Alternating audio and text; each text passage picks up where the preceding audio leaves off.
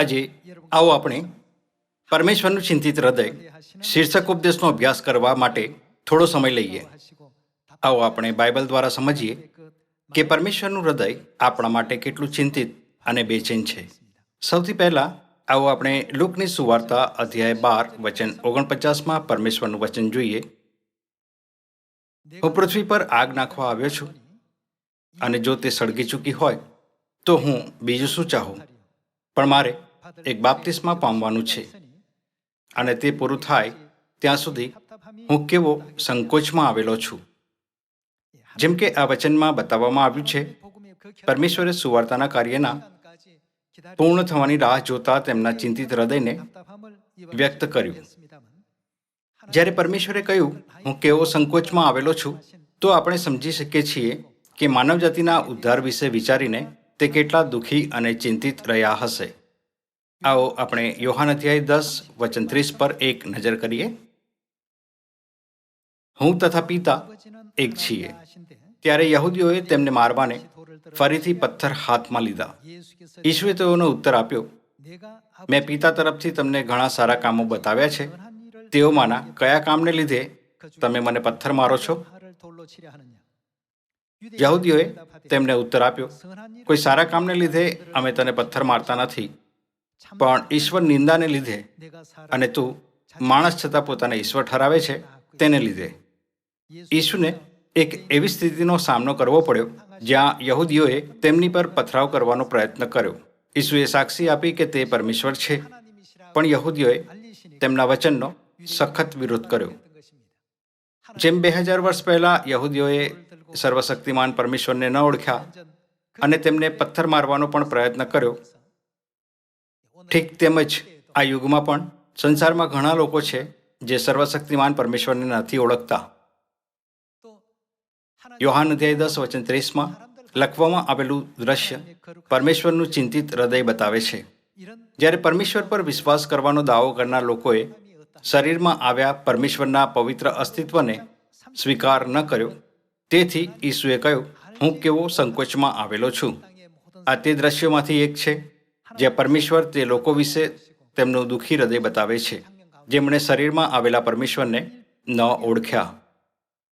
ત્યાં સુધી કે ઈસુના એક શિષ્ય ફિલિપે પણ ઈસુને શરીરમાં આવેલા પરમેશ્વર તરીકે ન ઓળખ્યા, જેનાથી ઈસુ ચિંતામાં રહ્યા. આવો આપણે યોહાન અધ્યાય 14માં જોઈએ કે ઈસુએ ફિલિપને કેવી રીતે જવાબ આપ્યો.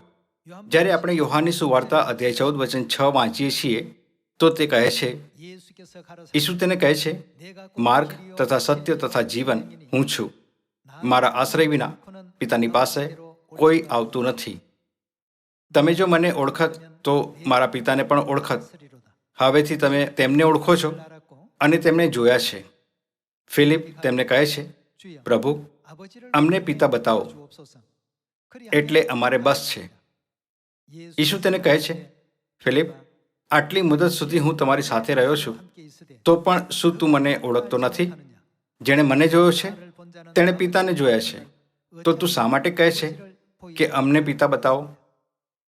શિષ્ય ફિલિપે આ પણ કહ્યું, પ્રભુ, અમને પિતા બતાવો, એટલે અમારે બસ છે.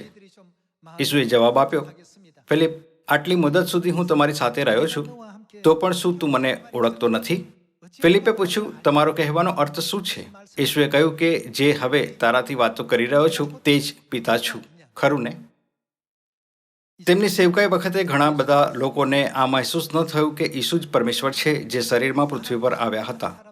ઘણા પ્રકારના લોકો, જેમાં નિંદકો અને ત્યાં સુધી કે તેમના શિષ્યો પણ હતા, તેમને ઓળખવામાં અસફળ રહ્યા. તેથી ઈસુએ આ કહીને તેમના પ્રત્યે તેમની ચિંતા અને દુઃખ વ્યક્ત કર્યું, હું કેવો સંકોચમાં આવેલો છું. હવે આવો આપણે માર્ક અધ્યાય 2 વચન 3માં પરમેશ્વરનું વચન જોઈએ. અને 4 માણસોએ ઉંચકેલા એક પક્ષઘાતીને તેઓ તેમની પાસે લાવ્યા, અને ભીડને લીધે તેઓ તેમની પાસે આવી ન શક્યા, એટલે જ્યાં તે હતા ત્યાંનું છાપરું તેઓએ ઉકેલ્યું, ને તે તોડીને જે ખાટલા પર પક્ષઘાતી સૂતો હતો તે તેઓએ ઉતાર્યો. અને ઈસુ તેઓનો વિશ્વાસ જોઈને પક્ષઘાતીને કહે છે, દીકરા, તારા પાપ માફ થયા છે.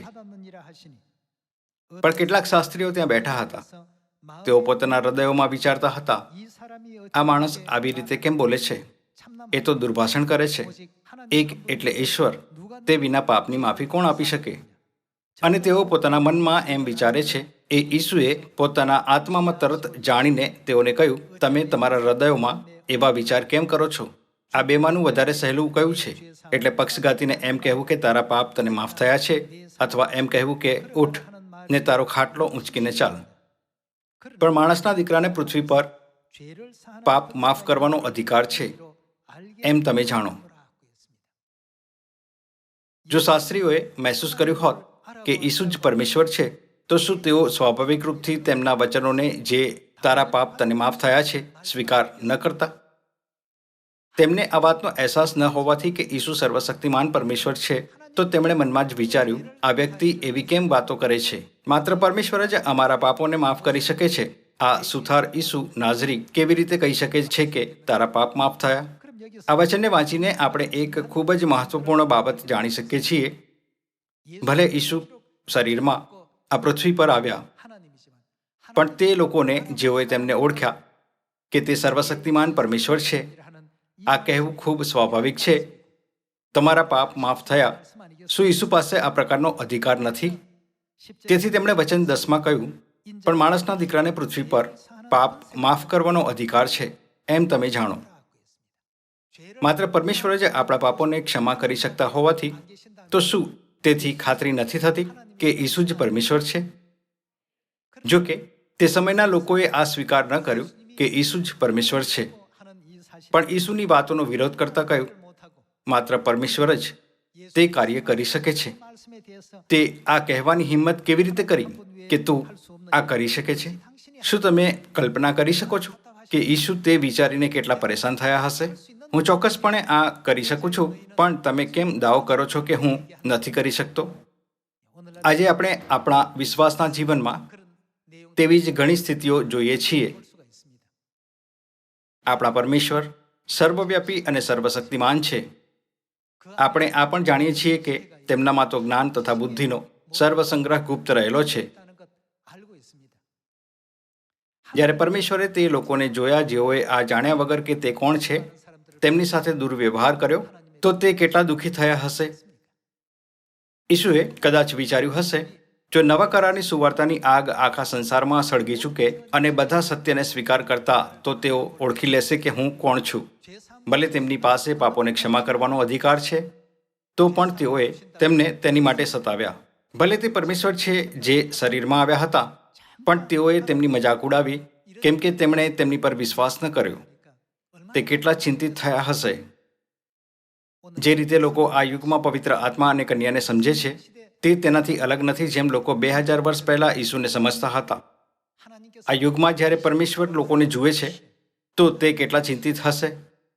પરમેશ્વર આ પૃથ્વી પર આવ્યા અને તેમણે આપણને આ કહેતા ખૂબ સાહસ અને પ્રતિભા આપી છે, જાઓ અને સમૃદ્ધમાં અને પૃથ્વીના છેડા સુધી પ્રચાર કરો.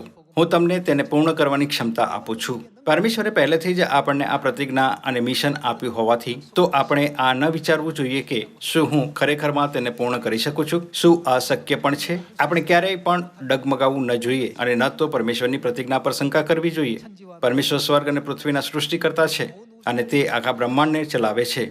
ત્યારે તે ચોક્કસપણે પૃથ્વી નામના નાનકડા ગ્રહ પર થનાર દરેક બાબતને નિયંત્રિત કરી શકે છે. જો નહીં, તો આપણે કેવી રીતે કહી શકીએ છીએ કે પરમેશ્વર આખા બ્રહ્માંડને, જે આપણી કલ્પનાથી બહાર દુનિયા છે, ચલાવે છે? બાઇબલમાં લખ્યું છે કે પરમેશ્વરની દ્રષ્ટિમાં બધું જ શૂન્ય છે. સુવાર્તાનું કાર્ય માત્ર આ વૈશ્વિક ગામમાં કરવામાં આવતું હોવાથી અને આ બોજારૂપ ન હોવાથી, તો પરમેશ્વર કહે છે કે મારી સંતાનો, તમે આ નાનકડા કામને કરવાનો પ્રયત્ન કેમ નથી કરતા?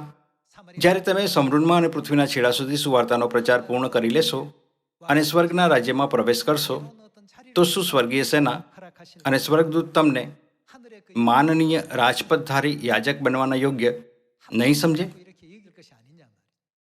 પરમેશ્વરે આપણને વિશાળ બ્રહ્માંડમાં અરબો લોકોને પ્રચાર કરવા માટે નથી કહ્યું. પરમેશ્વરના અનુગ્રહના કારણે તેમણે આપણને માત્ર આ નાનકડી પૃથ્વી પર, જે પરમેશ્વરની દ્રષ્ટિમાં શૂન્ય છે, સુવાર્તાનો પ્રચાર કરવા માટે કહ્યું છે.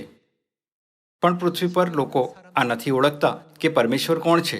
તે પરમેશ્વરની શક્તિને નથી સમજતા, ન તો તે સ્વીકાર કરે છે કે તે કોણ છે. જ્યારે પરમેશ્વરે કહ્યું કે તે આપણને પાપોની ક્ષમા આપશે તો લોકોએ જવાબ આપ્યો, શું ખરેખર અમારા પાપ ક્ષમા કરવામાં આવશે? જ્યારે પરમેશ્વરે કહ્યું પવિત્ર આત્મા પ્રાપ્ત કરો, તેમણે કહ્યું શું પવિત્ર આત્મા ખરેખરમાં અમારી ઉપર ઉતરશે? તેમના તે કહેવા છતાં તેમણે તેમને ન ઓળખ્યા હોવાથી કે તું મારી સાથે પારાદેશમાં હોઈશ, તેથી લોકોએ તેમના વચનોને વ્યર્થ અને પૂર્ણ રીતે બકવાસ માન્યા. તો પણ તેમની જમણી બાજુનો ચોર ઈસુ સાથે સ્વર્ગલોકના આ શાનદાર સ્થાનમાં પ્રવેશ કરવામાં સક્ષમ થઈ શક્યો. આપણે પોતાને પૂછવું જોઈએ, પવિત્ર આત્માના યુગમાં સુવાર્તા કરતી વખતે આપણી પાસે કેવો વિશ્વાસ હોવો જોઈએ જેથી સુવાર્તાનું બારણું વ્યાપક રૂપથી ખુલી જાય. એક દિવસમાં 3000 કે 5000 લોકોનું નેતૃત્વ કરવું હવે ચમત્કાર નહીં માનવામાં આવે. તેના બદલે આ એક દૈનિક ઘટના હશે. પરમેશ્વરની સંતાનોને તેનો અહેસાસ હોવો જોઈએ. લોકોની સમજમાં ખામી અને પરમેશ્વરને ઓળખવામાં નિષ્ફળ હોવાના કારણે પરમેશ્વર ખૂબ ચિંતિત મહેસૂસ કરે છે. આવો આપણે લુક અધ્યાય 24:13 પરમેશ્વરનું વચન જોઈએ.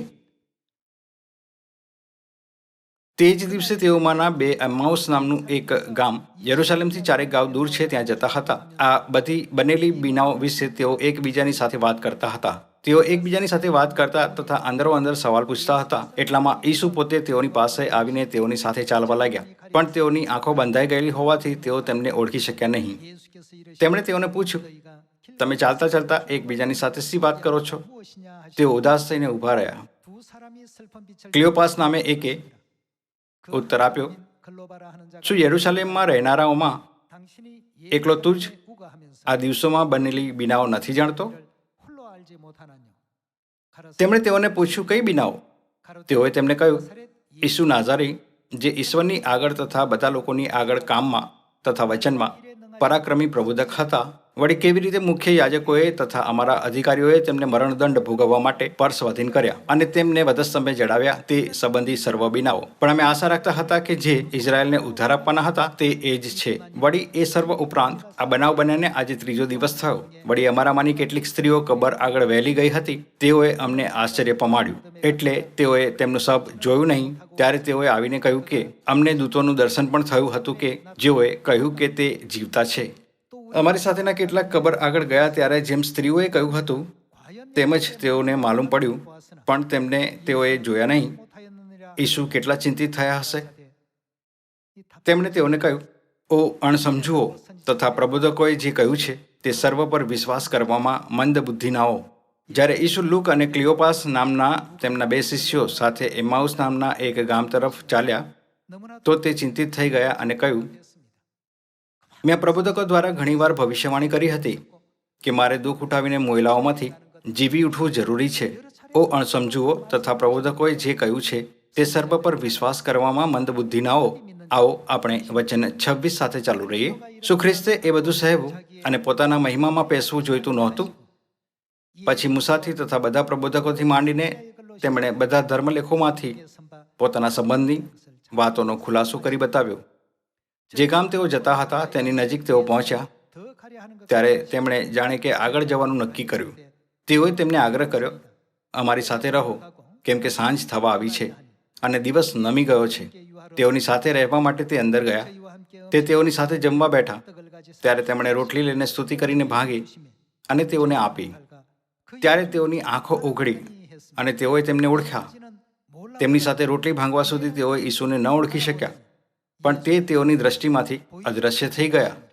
તેઓએ એકબીજાને કહ્યું, જ્યારે તે માર્ગે આપણી સાથે વાત કરતા હતા અને ધર્મલેખોનો ખુલાસો આપણને કરી બતાવતા હતા ત્યારે આપણા મન આપણામાં ઉલ્લાસી નહોતા થતા શું?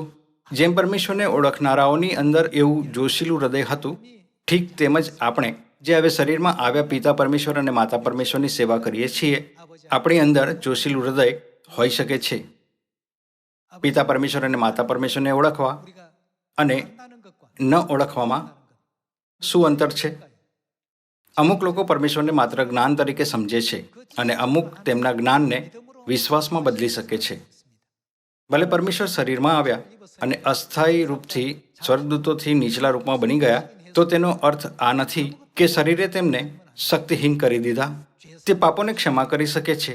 સ્વર્ગ અને પૃથ્વી પરના તેમના અધિકાર સાથે તેમણે તેમની જમણી બાજુના ચોરને કહ્યું, જે મરવાનો હતો, આજ તું મારી સાથે પારાદેશમાં હોઈશ. આ સરળ શબ્દોથી તેમણે ચોર માટે ઉદ્ધારનો માર્ગ ખોલી દીધો. જો મનુષ્ય ઘણી હદ સુધી બાઇબલનો અભ્યાસ કરતા પણ શરીરમાં આવ્યા પરમેશ્વરને ગ્રહણ ન કરે તો તેના માટે શું લાભ છે? તે જ્ઞાન તો રાખે છે પણ પરમેશ્વર પર વિશ્વાસ ન કરવાની મૂર્ખતા કરે છે. પરમેશ્વર તે છે જે પૃથ્વી પર આવી શકે છે અને શરીર પહેરવા પર પણ પાપોને ક્ષમા કરી શકે છે.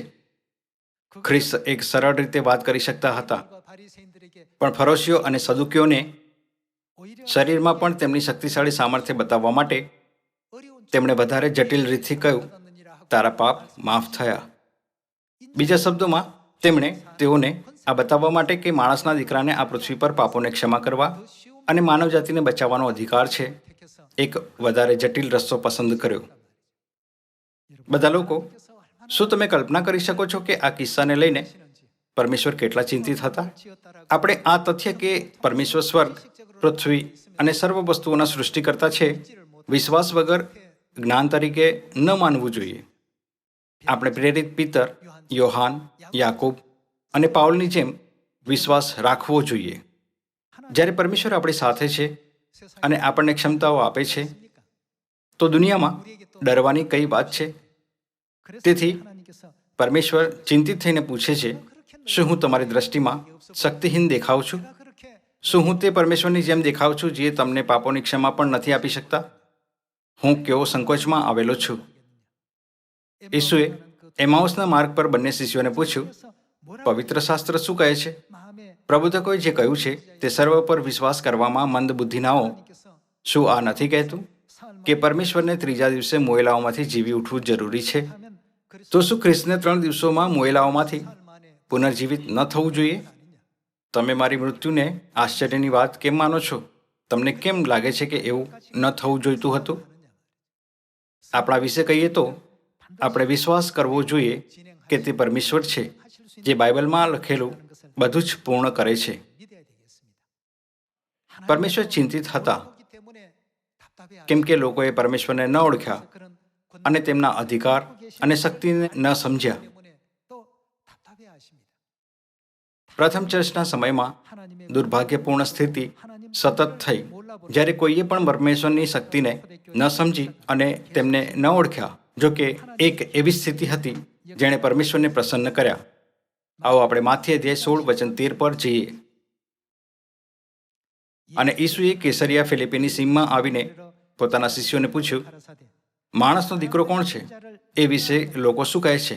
ત્યારે તેઓએ તેમને કહ્યું, કેટલાક કહે છે યોહાન બાપ્તિસ્ત, ને કેટલાક એલિયા, ને કેટલાક યર્મિયા અથવા પ્રબોધકોમાંનો એક. ત્યાં સુધી કે 2 શિષ્યો લુક અને ક્લિયોપાસ જે એમાઉસના માર્ગ પર હતા તેમણે ઈસુને એક પ્રબોધક તરીકે વર્ણિત કર્યા જે શબ્દો અને કાર્યોમાં શક્તિશાળી હતા. ઈસુ વિશે તેમનો આપ અભિપ્રાય હતો. આવો આપણે વચન 15 સાથે ચાલુ રહીએ. તે તેઓને પૂછે છે, પણ હું કોણ છું તે વિશે તમે શું કહો છો? ત્યારે સિમોન પિતરે ઉત્તર આપ્યો, તમે મસીહ, જીવતા ઈશ્વરના દીકરા છો. ચિંતાથી ભરેલા ઈસુના જીવનમાં પિતરે સૌથી સારો જવાબ આપ્યો. આવો આપણે વચન 17 સાથે ચાલુ રહીએ.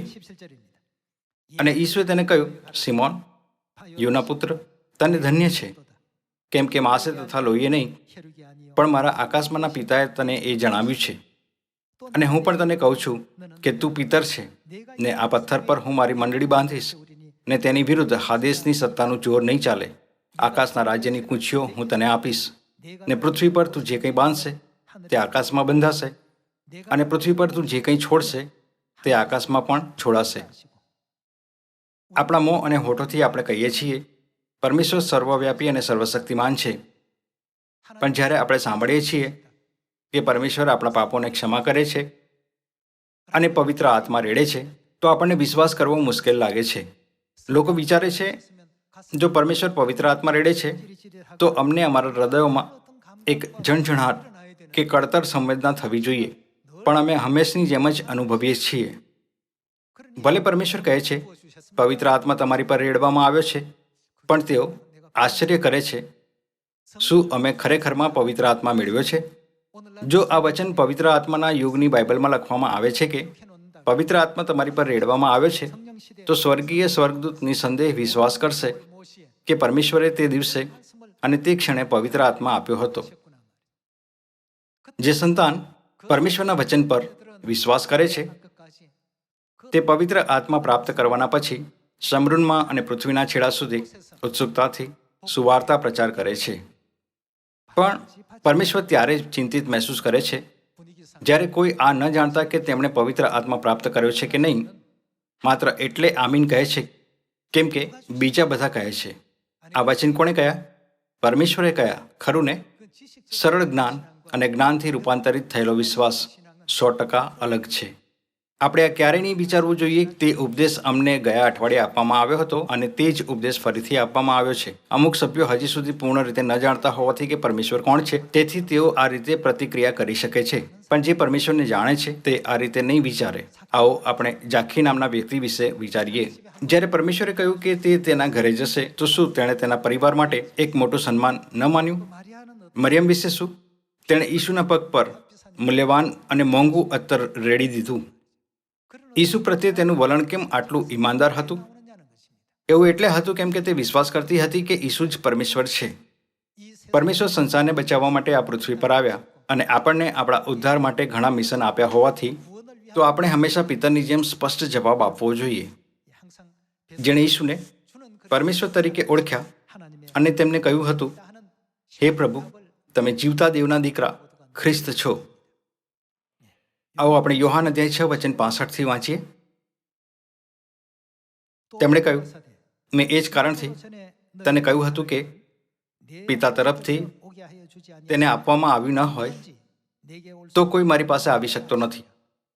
આ સાંભળીને તેમના શિષ્યોમાંના ઘણા પાછા જઈને ત્યાર પછી તેમની સાથે ચાલ્યા નહીં. તે માટે ઈસુએ 12 શિષ્યોને પૂછ્યું, શું તમે પણ જતા રહેવા ચાહો છો? સિમોન પિતરે તેમને ઉત્તર આપ્યો, પ્રભુ, અમે કોની પાસે જઈએ? અનંત જીવનની વાતો તો તમારી પાસે છે. અમે વિશ્વાસ કર્યો છે અને જાણીએ છીએ કે ઈશ્વરના પવિત્ર તે તમે જ છો. ઈસુએ તેઓને ઉત્તર આપ્યો, શું મેં તમ 12ને પસંદ નહોતા કર્યા?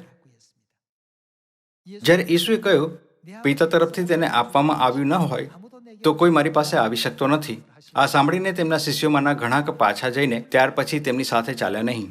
જેઓએ તેમનું પાલન કર્યું તે બસ વિચારતા હતા કે ઓ, ઈસુ બીજા લોકોથી કંઈક અલગ છે. જોકે તે સર્વ પાછા જતા રહ્યા.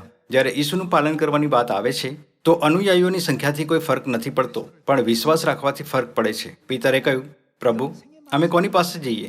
અનંત જીવનની વાતો તો તમારી પાસે છે. અમે તમને ક્યારેય નથી છોડી શકતા. જેઓ ઈસુના સ્વભાવને સાચી રીતે ઓળખ્યો તેમણે શરૂથી જ અનુગ્રહપૂર્વક તેમની પ્રત્યે તેમનો વિશ્વાસ બનાવી રાખ્યો. તેમણે વિચાર્યું, ઈસુ સર્વશક્તિમાન પરમેશ્વર છે જેમણે આકાશ અને પૃથ્વીને બનાવી. તે જે કંઈ પણ કરે છે તેમાં તેમની મહાન ઈચ્છા હશે. તેથી હું મરણ પર્યંત તેમનું પાલન કરીશ. આ યુગમાં આપણે આ પ્રકારની માનસિકતાને એકવાર ફરી આપણા હૃદયો પર ઉત્કીર્ણ કરવી જોઈએ. આપણે તે યહૂદીઓના ઉદાહરણથી પાઠ શીખવો જોઈએ જેમણે ઈસુની નિંદા કરી અને ઈસુને ન ઓળખ્યા અને જેઓ ક્ષણભર માટે તેમની પાછળ ચાલ્યા અને પાછા જતા રહ્યા. બીજા શબ્દોમાં, જે લોકો પાછા જતા રહ્યા તેઓ તે હતા જેમણે બાપ્તિસ્મા લીધું પણ અંત સુધી તેમનો વિશ્વાસ ન રાખ્યો. તેમણે પરમેશ્વરને ચિંતિત કર્યા. પરમેશ્વર કહે છે, જ્યારે તમે દોડ પૂર્ણ કરી લેશો ત્યારે તમે સ્વર્ગના મહિમામય રાજ્યને જોશો. તમે તે શાનદાર ભવિષ્યથી ચકિત થશો જે તમારી આંખો સામે પ્રગટ થશે. આ અસ્થાયી અને પાપમય સંસારમાં તલ્લીન થઈને તમે કેવી રીતે સરળતાથી શાનદાર મહિમાને દૂર ફેંકી શકો છો? શું આ આપણા પરમેશ્વર નથી જે આપણને આ પ્રતિજ્ઞા આપે છે? પણ તેઓ ન તો પરમેશ્વરને ઓળખે છે અને ન તો તેમની શક્તિને. તેઓ પરમેશ્વરની ક્ષમતાને મહેસૂસ નથી કરતા જે બધું જ પૂર્ણ કરવામાં સક્ષમ છે. આ પાપમય સંસારમાં તલ્લીન થવાનો વિશ્વાસઘાતી વ્યવહાર પરમેશ્વરને ન જાણવાથી આવે છે. આપણે ક્યારેય પણ તે લોકોના પદચિહ્નો પર ન ચાલવું જોઈએ જે 2000 વર્ષ પહેલા રહેતા હતા, ખરું ને? આ લખવામાં આવ્યું હતું. પરમેશ્વરે બધા ધર્મલેખોમાંથી પોતાના સંબંધની વાતોનો ખુલાસો કરી બતાવ્યો. ત્યારે યશાયાની પુસ્તક અધ્યાય 25 વચન 6 દ્વારા આવો આપણે જોઈએ કે બાઇબલ આ યુગમાં પ્રગટ થનાર પરમેશ્વર વિશે કેવી રીતે સાક્ષી આપે છે. વળી સૈન્યોના ઈશ્વર યહોવા સર્વ લોકોને આ પર્વત પર મિષ્ટાનની, જૂના દ્રાક્ષારસની, મેદથી ભરેલા મિષ્ટાનની અને નિતારેલા જૂના દ્રાક્ષારસની મિજબાની આપશે. અને જે ઘૂંઘટ સઘળી પ્રજાઓ પર ઓઢાડેલો છે તેના પૃષ્ઠનો તથા જે આચ્છાદન સર્વ પ્રજાઓ પર પસારેલું છે તેનો આ પર્વત પર તે નાશ કરશે. પ્રભુએ સદાને માટે મરણ રદ કર્યું છે અને પ્રભુ યહોવા સર્વના મુખ પરથી આંસુ લૂછી નાખશે અને આખી પૃથ્વી પરથી તે પોતાના લોકોનું મહેણું દૂર કરશે, કેમ કે યહોવાનું વચન એવું છે.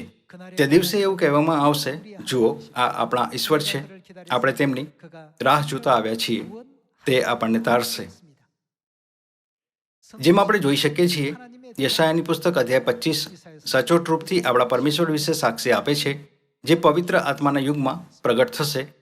તે કોણ છે જે નિતારેલા દ્રાક્ષારસ દ્વારા આપણા મરણને સદા માટે રદ કરશે? બાઇબલ કહે છે, જુઓ, આ આપણા ઈશ્વર છે, આપણે તેમની રાહ જોતા આવ્યા છીએ, તે આપણને તારશે. આપણે પરમેશ્વર સિવાય કોઈ અન્યથી આપણને બચાવવાની અપેક્ષા ન કરવી જોઈએ. બાઇબલમાં પરમેશ્વરના વચન દ્વારા આપણે એકવાર ફરી ખાતરી કરી શકીએ છીએ કે ઉદ્ધાર માત્ર આપણા પરમેશ્વર પર નિર્ભર કરે છે, જે નિતારેલા દ્રાક્ષારસ સાથે મરણને સદા માટે રદ કરવા માટે મલ્કીસદેકની રીતિમાં આવે છે. એમાઉસના માર્ગ પર બે શિષ્યોને પણ ઈસુએ બધા ધર્મલેખોમાંથી પોતાના સંબંધની વાતોનો ખુલાસો કરી બતાવ્યો. તે પછી તેમની આંખો તેમને ઓળખવા માટે ખુલી ગઈ. તે કોણ છે જેમણે આપણને નવા કરારના પાસ્કાની રોટલી અને દ્રાક્ષારસ આપીને, જેને 325 ઈસવીમાં નાબૂદ કરી દીધો હતો, પાપોની ક્ષમા પ્રદાન કરી અને મરણને સદા માટે રદ કર્યું? શું તે ખ્રિસ્ત આનસંગ હોંગ નથી? શું તે આપણી સ્વર્ગીય માતા નબી યરુશલેમ નથી? હવે આત્મા અને કન્યા આપણને ઉદ્ધાર તરફ લઈ જઈ રહ્યા છે. આપણે આ ચર્ચની સ્થાપના કરવા અને તેનું નેતૃત્વ કરનાર પરમેશ્વરને આ ચર્ચની સર્વશક્તિ અને અધિકારનો સ્ત્રોત અને કેન્દ્ર તરીકે માનવા જોઈએ. માત્ર ત્યારે જ આપણે આત્મવિશ્વાસ સાથે આ વિશ્વાસ કરી શકીશું કે ચર્ચ ઓફ ગોડ જ તે ચર્ચ છે જે ક્યારેય અસફળ નહીં થાય, તેના બદલે અનંત સ્વર્ગના રાજ્યમાં પ્રવેશ કરશે. આવો આપણે પ્રકટીકરણની પુસ્તક અધ્યાય 22 પર જઈએ. અધ્યાય 22 વચન 17. આત્મા તથા કન્યા બંને કહે છે, આવો. જે સાંભળે છે તે એમ કહે કે આવો, અને જે તરસ્યો હોય તે આવે, જે ચાહે તે જીવનનું પાણી મફત લે. આ અંતિમ દિવસોમાં આત્મા અને કન્યા આપણા સૌની દોરવણી કરવા માટે પ્રગટ થયા છે. પવિત્ર આત્મા અને કન્યા જે ચર્ચની દોરવણી કરી રહ્યા છે તે ચર્ચ ઓફ ગોડ છે. ભલે તેઓ કેટલી પણ દુર્ભાવનાપૂર્ણ અફવાઓથી ચર્ચ ઓફ ગોડને નષ્ટ કરવાના પ્રયત્નો કરે, શું તેઓ સફળ થશે? ના, ચર્ચ ઓફ ગોડ ક્યારેય નિષ્ફળ નહીં થાય. આપણા પરમેશ્વર કોણ છે? અડચણો વચ્ચે પણ પરમેશ્વર ચૂપચાપ આ સુવાર્તા કાર્યને શક્તિશાળી રૂપથી આગળ વધારી રહ્યા છે. ભાઈઓ અને બહેનો, આ જોવા માટે કે આપણે કઈ માનસિકતા સાથે આ સુવાર્તા કાર્યને કરી રહ્યા છીએ, પરમેશ્વર સતત આપણા હૃદયો અને મનોની તપાસ કરે છે. શું આપણી સુવાર્તા કોઈ અસફળતા વગર પૂર્ણ થવા માટે પૂર્વ નિર્ધારિત નથી? જો આપણે આ બાબતને સમજ્યા વગર આપણી સુવાર્તા યાત્રા શરૂ કરીએ છીએ તો આપણે જલ્દી થાકી જઈશું. જો આપણે આ નથી સમજતા કે પરમેશ્વર તે છે જે આ સુવાર્તાનું નેતૃત્વ કરી રહ્યા છે, તો પરમેશ્વર ચિંતિત થશે. આપણા પરમેશ્વર સાચા પરમેશ્વર છે, જેમની પાસે પાપોને ક્ષમા કરવાનો અધિકાર છે. જ્યારે તે કહે છે તારા પાપ માફ થયા, તો તેમનું વચન તરત લાગુ થાય છે. જો તે કહે છે મેં પવિત્ર આત્માની શક્તિ તમારી પર રેડી દીધી છે, તો આખા બ્રહ્માંડમાં બધું જ તેમના અવાજ પર પ્રતિક્રિયા કરશે. જ્યારે આપણે આ તથ્ય પર વિશ્વાસ કરીએ અને પરમેશ્વરના વચનોનું પાલન કરીએ, તો કોઈ પણ માર્ગથી પરિણામ અનુગ્રહપૂર્ણ અને સમૃદ્ધ હશે. આપણે વિશ્વાસ કરવો જોઈએ કે ઈસુ જ પરમેશ્વર છે. આપણે એલોહિમ પરમેશ્વર, આપણા પિતા અને માતા પર પણ વિશ્વાસ કરવો જોઈએ, જે પવિત્ર આત્માના આ યુગમાં મલ્કીસદેકની રીતિમાં આવ્યા છે. આપણા બાકી જીવનમાં આવો આપણે પરમેશ્વરના ચિંતિત હૃદયને પૂર્ણ રીતે સમજવાનો સર્વોત્તમ પ્રયત્ન કરીએ, જેથી આપણે પિતાની જેમ વિશ્વાસ રાખી શકીએ, જે પરમેશ્વરને રાહત આપવા અને આરામ આપવામાં સક્ષમ હતો. તે ઉપરાંત આપણને તે બનવું જોઈએ જે જ્યાં પણ પરમેશ્વર આપણને લઈ જાય છે ત્યાં તેમની પાછળ થઈ જાય છે અને અનંત સ્વર્ગના રાજ્યમાં પ્રવેશ કરે છે. તમારો ખૂબ ખૂબ ધન્યવાદ.